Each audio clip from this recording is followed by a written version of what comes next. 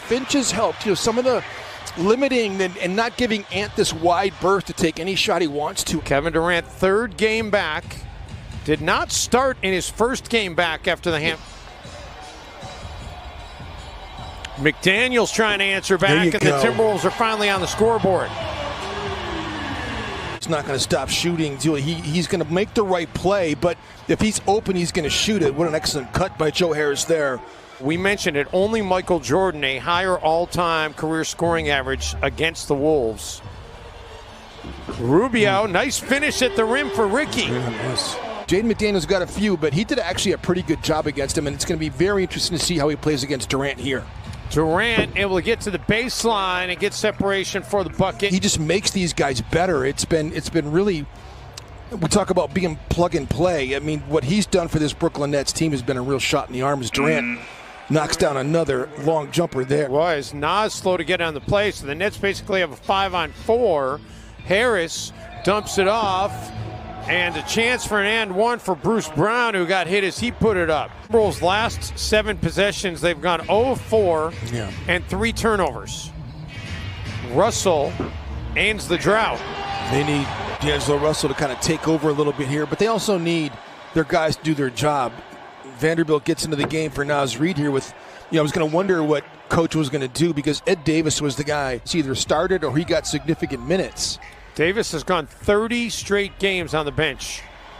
Russell drills the 3, so 5 quick points out of D'Lo. And Edwards pulls down the rebound. Been a slow start offensively for Ant. 0 of 3 from the field. Edwards on the attack, and Ant with the finish at the rim. Goes right at DJ. Hadn't played in 3 straight games, getting some run here this afternoon. Unable to come up with the rebounds.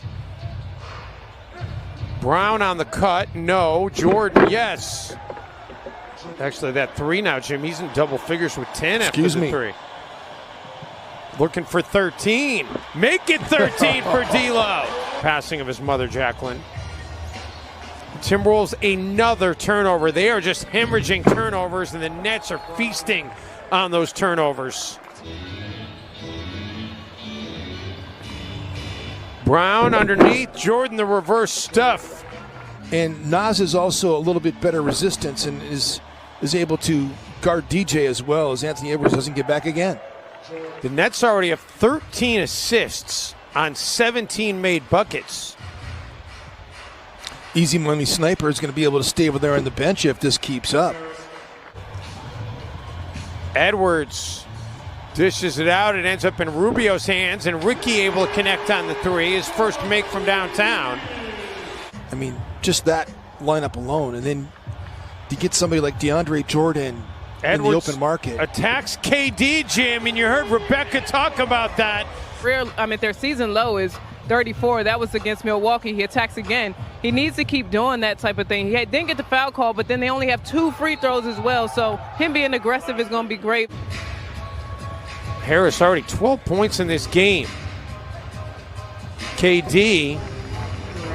Box out by Landry Shamet there to keep Vanderbilt off the glass. And then Shamet on the other end drills the triple. That's 2 winning plays right there. Landry Shamet did a fantastic job of bodying him off the glass, and he didn't get the rebound, but neither did Vanderbilt, and then knocks down the triple. Edwards finally hits a 3, his first in 5 attempts. Started his career 0 for 11 from 3-point range against Brooklyn. See if he can start a streak now that he hit that one. Shamet, meantime, gets another 3 right back for the Nets. Kevin Durant is one of them, and Kevin Durant has a dozen after that make. Chance to get it to a baker's dozen at the line. And watching the Nets game against the Lakers the other night, as Edwards on the attack gets cut off, hangs in the air, fires and finishes.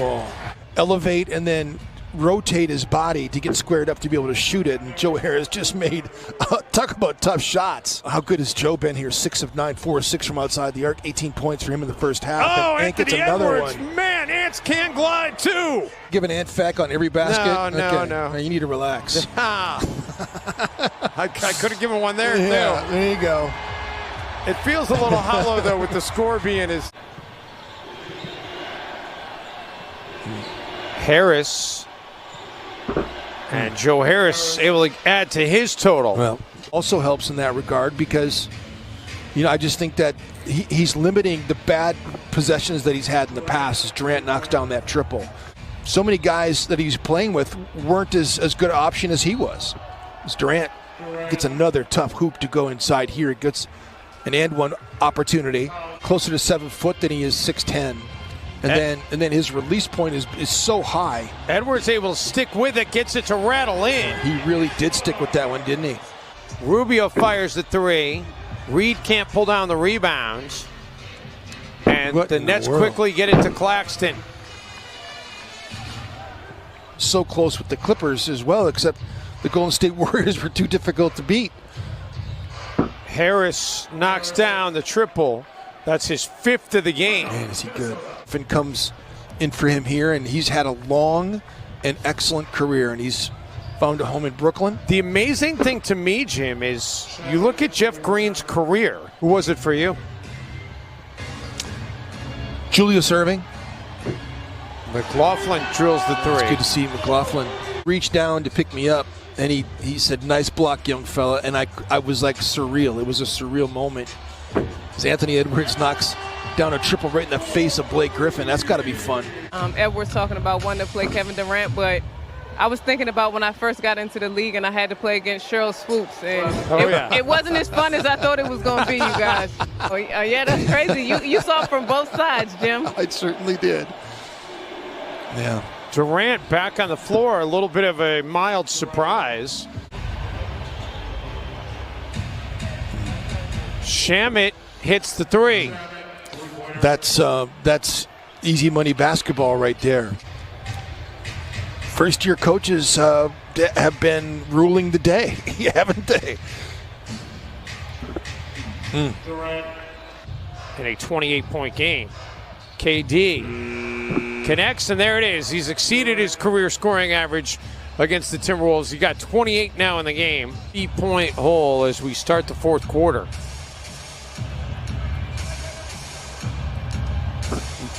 Wawu Cabarro able to connect on a frankly shocked. He's played 24 minutes in the game, and as DeAndre Jordan gets one to go down. Edwards has not been dialed in on the three-point stroke tonight. He's 2 for 10.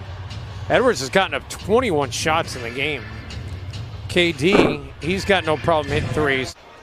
Bally Sports Plus. That's the first time. That was the first faux pas since the changeover. I knew one was going to come. I knew you were going to self-correct, so I sat over here and just waited for it to happen. Jordan for Durant. Back to Jordan. You could see that forming, couldn't you? You just knew it was coming. The Wawu Cabarro. Yet another rebound for Brooklyn. And let's get it to Rebecca Brunson. Rebecca? And Kevin Durant made a documentary called In the Water, and it kind of went through all the guys that are from that area and what type of players come out of Prince George's County, like Mike Beasley, Victor Oladipo, Jarrett Jack, all those guys. All hands on deck for the Philadelphia 76ers. Brooklyn's going to go back over the top of Philly tonight because they're not playing. This Brooklyn team is taking care of business here at Target Center with no Karl Anthony Towns. By the way, the 45-point lead that the Nets had, have only had 3 wire-to-wire losses this season. At LA versus the Washington Wizards here, and at the Golden State Warriors.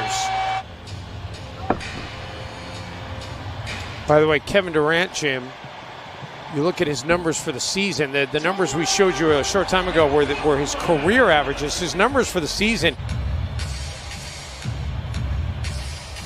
Chris Finch keeping D'Angelo Russell's powder dry here in the second half, is pulling for Steve Nash and Mike D'Antoni and Sean Marks and the Brooklyn Nets.